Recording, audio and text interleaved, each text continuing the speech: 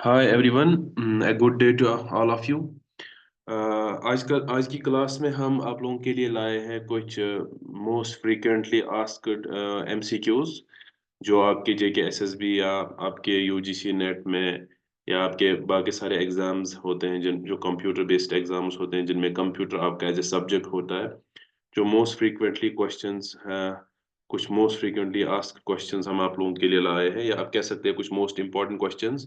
सो आप लोगों के लिए एक रिवीजन भी हो जाएगा, आपके जो ब्रश अप हो जाएगा, आपके जो टॉपिक्स है आप लोगों ने एक बार पढ़े हैं तो उनके लिए एक थोड़ा सा ब्रश अप भी हो जाएगा। ठीक है। सो आते हैं हम क्वेश्चन नंबर वन पे। Which technology is particularly used in barcode wand reader and barcode slot reader. तो जैसे हमारे पास होते हैं barcode wand readers and barcode slot readers, तो हमें एक बात पता होनी चाहिए कि ये जो रीडर्स होते हैं ये बेस्ड होते हैं ऑन ऑप्टिकल टेक्नोलॉजी। ठीक है, ये ऑप्टिकल टेक्नोलॉजी यूज करते हैं या हम बोल सकते हैं ये ऑप्टिकल टेक्नोलॉजी में इंफ्रारेड रेडिएशन यूज करते हैं। ये इंफ्रारेड रेडिएशन पे काम करते हैं। सो इसका हमारा आंसर जो है वो आंसर आ जाएगा इसका लेजर स्कैनर। जो ऑप्शन बी है आपका laser scanner. So you know laser is इसकी फुल फॉर्म क्या है? Light amplification.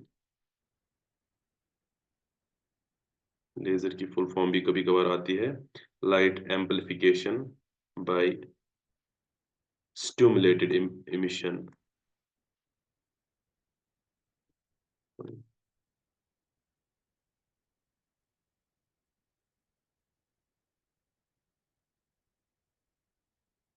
stimulated emission of radiation। तो ये है आपका क्वेश्चन नंबर वन। ठीक है। सो क्वेश्चन नंबर टू है आपका microphone is an example of which of the following.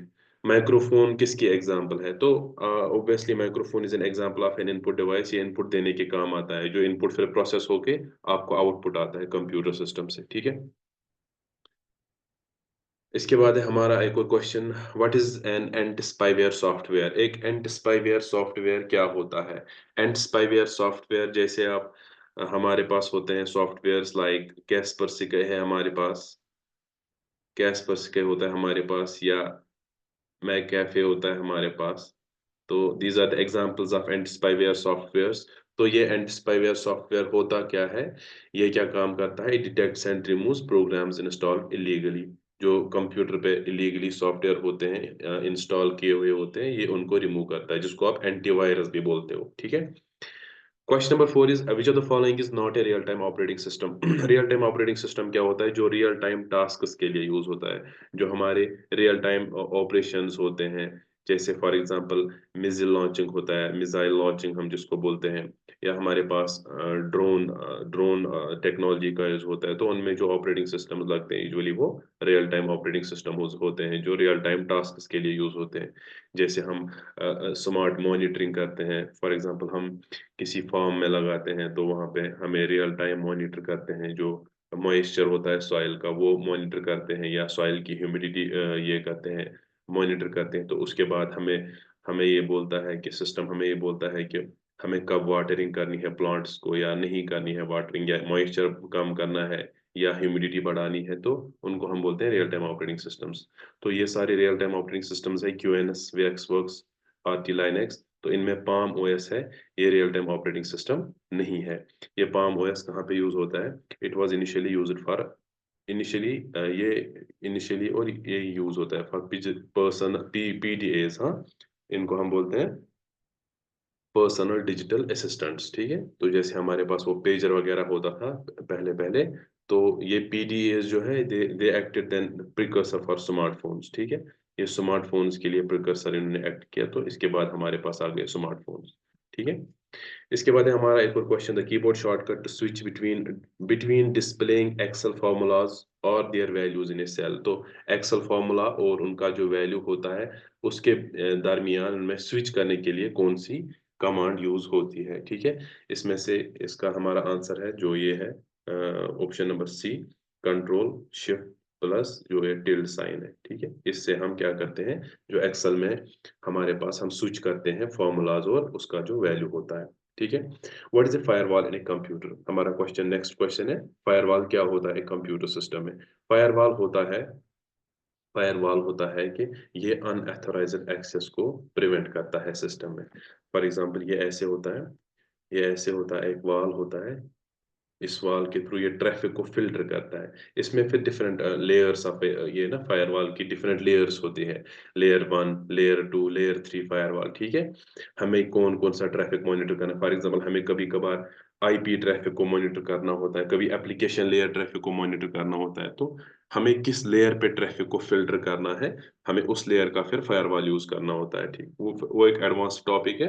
आपके लिए बेसिक फिलहाल हमारे लिए यही है कि फायरवॉल क्या होता है जो हमारे सिस्टम में जो अनऑथराइज्ड एक्सेस है उसको प्रिवेंट करे। तो इसका ऑप्शन डी आ जाएगा, ठीक है? ये इसका ऑप्शन, ये आ जाएगा इसका आंसर, ठीक है? तो फायरवॉल हमें क्या करता है, जैसे हमारे पास विंडोज़ में होता है ना विंडोज़ फायरवॉल, अगर हमें कभी-कभार कोई ऐसी एप्लीकेशन यूज़ करनी होती है जिसको जो इसको लगती है कि ये रियल एप्लीकेशन नहीं है ये, या ये एक मैलिशियस एप्लीकेशन है, तो हमें उस टाइम विंडोज़ फायरवॉल या विंडोज़ सेटिंग में वो फायरवॉल सेटिंग चेंज करनी होती है, हमें वो फायरवॉल बंद करना पड़ता है उस टाइम, तब हम वो एप्लीकेशन यूज़ कर सकते हैं, ठीक है? Which of the following sections of CPU is responsible for performing mathematical operations? तो ये हमने लेक्चर नंबर 1 में देखा है, मैथमेटिकल ऑपरेशंस परफॉर्म करता है कौन? अरिथमेटिक एंड लॉजिक यूनिट, ठीक है? Control unit is responsible for controlling the functions. Memory तो आपको पता ही है, मेमोरी स्टोरेज के लिए यूज होती है, और रजिस्टर्स भी आपको स्टोरेज के लिए यूज होती है, ठीक है? तो ठीक है। वैल्यू। उसके बाद है हमारा question, each page of a Microsoft PowerPoint is called, हर किसी हाँ हाँ हम पेज को क्या बोलते हैं, इसको हम स्लाइड बोलते हैं, हम बोलते हैं माइक्रोसॉफ्ट स्लाइड, ठीक है? इसके बाद है हमारा next question, to select the current column in MS Excel we press, current column को सिलेक्ट करने के लिए माइक्रोसॉफ्ट एक्सेल में हम क्या करते हैं, ठीक है? इसमें ऑप्शन आ जाएगा आपका कंट्रोल प्लस स्पेस बार, इस कमांड से आपका जो है करंट कॉलम आपका सिलेक्ट हो जाता है, ठीक है? इसके बाद नेक्स्ट क्वेश्चन है, the use of information technology to improve the ability of government to address the needs of the society is known as, जो इंफॉर्मेशन टेक्नोलॉजी गवर्नमेंट ने यूज की है ताकि सोसाइटी की नीड्स इंप्रूव हो जाए, जैसे हम ऑनलाइन रजिस्टर करते हैं आजकल, फॉर एग्जांपल हम डोमिसाइल के लिए ऑनलाइन रजिस्टर करते हैं, ठीक है? आप यूनिवर्सिटी जाते हैं तो माइग्रेशन सर्टिफिकेट के लिए आप ऑनलाइन अप्लाई करते हैं, तो इन सब को क्या बोलते हैं, ठीक है? इन नीड्स ऑफ द सोसाइटी जो है, लोगों की नीड्स है, इन इनकी ये इम्प्रूव करने के लिए इनको गवर्नमेंट ने एक प्लेटफॉर्म का नाम दिया, उसको बोलते हैं ई गवर्नेंस, ठीक है? E governance. The process of dividing the disk into tracks and sectors is known as, हम जो हमारे पास एक डिस्क होती है, इसमें ट्रैक्स और सेक्टर्स में हम डिस्क को डिवाइड करते हैं, उसको हम बोलते हैं फॉर्मेटिंग, ठीक है? एज यू नो, हमारे पास जो डिस्क होती है वो असल में ऐसी सिलेंडर शेप्ड होती है डिस्क, ठीक है? इसको हम बोलते हैं एक सिलेंडर, ठीक है? इसमें एक होता है सिलेंडर को बीच में एक सपोर्ट के लिए होता है, इसको हम बोलते हैं स्पिंडल, ठीक है? एक स्पिंडल होता है सपोर्ट के लिए, और उसके बाद होते हैं ये circular shaped circular shaped discs होते हैं इसमें, ठीक है? तो इन सर्कुलर शेप्ड डिस्क्स में हमारे पास ये एक सर्कुलर शेप्ड डिस्क है, इसमें एक तो होते हैं ये ट्रैक्स, इनको हम बोलते हैं ट्रैक्स, ठीक है? इनको हम बोलते हैं ट्रैक्स, और ये ट्रैक्स डिवाइड किए हुए होते हैं इनटू सेक्टर्स, इसको हम बोलते हैं सेक्टर, ठीक है? तो ये डिस्क का फॉर्मेट है, डिस्क का एक शेप है, ठीक है? और इन सेक्टर्स पे हमारे पास फिर होता है इसमें इस सिलेंडर में एक होता है हमारा रीड राइट हेड, हम उसको बोलते हैं, ठीक है? वो रीड राइट हेड फिर कौन से सेक्टर पे है, कौन से ट्रैक पे है, और कौन सी डिस्क पे है, ठीक है? कौन सी सर्कुलर शेप पे है, या डिस्क पे है, कौन से ट्रैक पे है, कौन से सेक्टर पे है, हमें इट डिपेंड्स कि हम अब जिस पे होगा वो, इसका मतलब है कि हम वो डेटा भी एक्सेस कर रहे हैं, ठीक है? तो हमें अगर किसी डेटा पॉइंट को एक्सेस करना होगा, उसके लिए हमें क्या करना है पहले, उसके लिए जैसे हम बोलते हैं ना कि मेमोरी एक्सेस में टाइम लगता है, वो कौन सा टाइम लगता है, यही ये पहले देखता है कि ये कौन-सी, ये एक सिलेंडर शेप्ड होती है, ये कौन-सी डिस्क पे स्टोर है, ठीक है? फिर देखता है उस डिस्क में कौन से पर्टिकुलर ट्रैक पे डेटा है, उसके बाद देखता है कौन से पर्टिकुलर सेक्टर पे वो डेटा है, उसके बाद ये रीड राइट हेड वहाँ जाके डेटा को एक्सेस करता है, ठीक है? ओके। इसके बाद है हमारा next question, the which power point view displays each slide of presentation as a thumbnail and is used for rearranging the slides, इसको आएगा स्लाइड सॉर्टर, ठीक है? तो कौन सा पावर पॉइंट व्यू है जो डिस्प्ले करता है ईच स्लाइड प्रेजेंटेशन को एज ए थंबनेल, ठीक है? तो इसका आएगा slide sorter. Which of the following devices is used to transmit data over telecommunication line? कौन सा डिवाइस इनमें यूज होता है जो डेटा को ट्रांसमिट करता है ओवर टेलीकम्युनिकेशन लाइंस? तो इसको आ जाएगा मॉडेम, इसको हम बोलते हैं मॉड्यूलेटर, डिमॉड्यूलेटर भी, ठीक है, डिमॉड्यूलेटर भी, ठीक है। In PowerPoint, the objects on the slide to hold the text are called. जो ऑब्जेक्ट टेक्स्ट को होल्ड करे उसको हम बोलते हैं टेक्स्ट बॉक्स, ठीक है, इसमें ज्यादा एक्सप्लेनेशन की जरूरत नहीं है। Keyboard shortcut to view the slide show is F5। ये आपको पता ही है कि हमें स्लाइड शो कैसे करते हैं, F5 को, इसको हम व्यू शो भी बोलते हैं। The term BCC in email stands for, जैसे जब भी हम ईमेल करते हैं ना किसी को, हम ईमेल करते हैं, इसको हम बोलते हैं, सॉरी,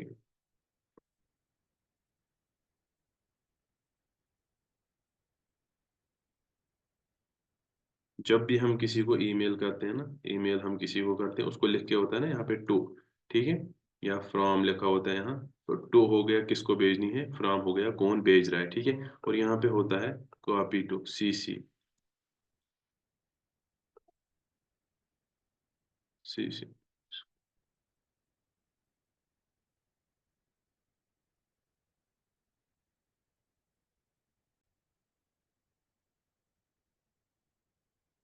ठीक है, उसके बाद होता है CC का मतलब होता है कॉपी टू। हम अब अगर मेल भेज रहे हो, आप अगर मेल भेज रहे हो फॉर एग्जांपल किसी ए को, अगर आप चाहते हो कि इसकी एक कॉपी बी को भी जाए, तो वो CC में लिखना होता है, उस बी का मेल एड्रेस इस CC में लिखना होता है, ठीक है। और अगर आप चाहते हो कि मैं चाहता हूं कि किसी को ब्लाइंड कार्बन कॉपी जाए, ब्लाइंड कार्बन कॉपी जिसको भी जाती है ना, उसका बाकियों को पता नहीं चलता है, ठीक है। अगर आप ब्लाइंड कार्बन कॉपी भेजोगे ना ए को, अगर आप CC करोगे ना ए को और बी को, तो इनको पता चलेगा कि बी को भी पता चलेगा कि ए को भी मेल भेजा हुआ है, तो ए को भी पता चलेगा कि CC में बी भी है, ठीक है। लेकिन अगर आप BCC करोगे ना ए को भी और बी को भी, ना ए को पता चलेगा कि इन्होंने बी को भेजा है, ना बी को पता चलेगा कि इन्होंने ए को भेजा है, ठीक है। इसी को बोलते हैं हम ब्लाइंड कार्बन कॉपी, ठीक है।